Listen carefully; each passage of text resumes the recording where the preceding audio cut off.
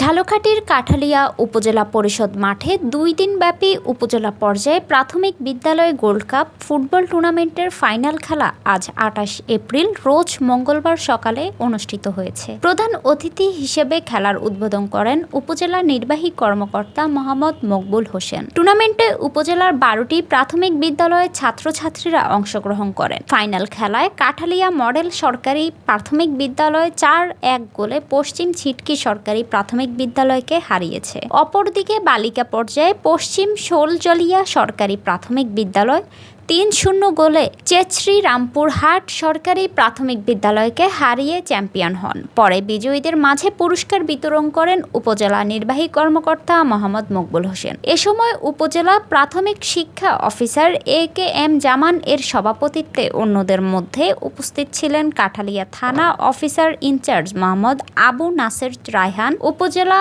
BNP সভাপতি মোহাম্মদ জালালুর রহমান আকন, সাধারণ সম্পাদক আক্তার হোসেন নিজাম, মিরবহর, সাবেক উপজেলা ক্রীড়া সংস্থার সাধারণ সম্পাদক মোহাম্মদ মিজানুর রহমান উপজেলা প্রশাসন ও উপজেলা প্রাথমিক শিক্ষা অফিসে এ খেলার আয়োজন করেন।